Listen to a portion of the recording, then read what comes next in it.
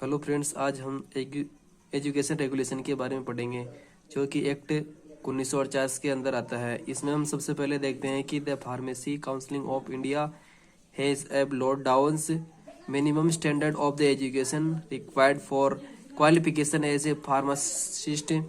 There standards are now as education और regulation. इसमें है कि फार्मेसी काउंसिलिंग इंडिया में क्या होता है कि न्यूनतम निर्धारित किए गए मानक जो होते हैं फार्मासिस्ट के रूप में क्या योग्यताएं होनी चाहिए, क्या शिक्षा का स्तर रहता है। इन मानकों को शिक्षा नियमों के रूप में ही जाना जाता है। इसमें क्या क्या क्वालिफिकेशन होनी चाहिए और एडमिशन की क्या क्या न्यूनतम योग्यताएं होनी चाहिए और अध्ययन के क्या पाठ्यक्रम और क्या अवधि होनी चाहिए, सब एजुकेशन रेगुलेशन के अंदर ही आता है। इसमें नियमित पाठ्यक्रम के द्वारा होने के बाद किए जाने वाले व्यावसायिक प्रशिक्षण की प्रकृति और अवधि भी इसमें निर्धारित की जाती है और परीक्षा के विषय और ऐसी परीक्षाओं में प्राप्त किए जाने वाले अंक।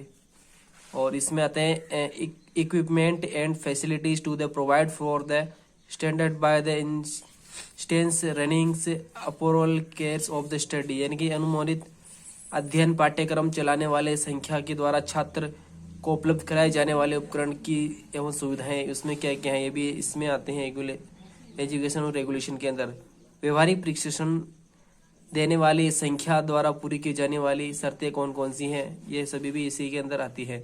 अनुमोदित परीक्षा आयोजित करने वाले अधिकारियों के द्वारा पूरी की जाने वाली शर्तें और शिक्षा नियमों के मसौदे और उसके बाद में सभी संस्थाओं की प्रक्रिया केंद्रीय प्रशिक्षण के द्वारा सभी राज्यों सरकारों को प्रस्तुत की जाती है।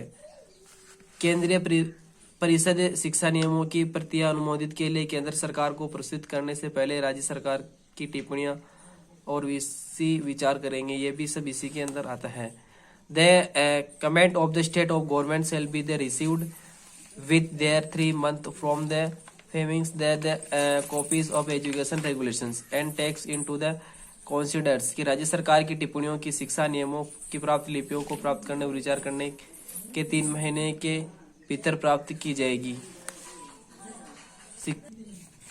शिक्षा नियमों के तब भारत में आधिकारिक राजपत्र में प्रकाशित किया जाता है। कार्य समिति द्वारा समय समय पर शिक्षा नियमों की प्रभावकारिता व केंद्र परिषद की रिपोर्ट करती है और किसी भी संशोधन की सिफारिश भी कर सकती है, ये सभी इसी के अंदर।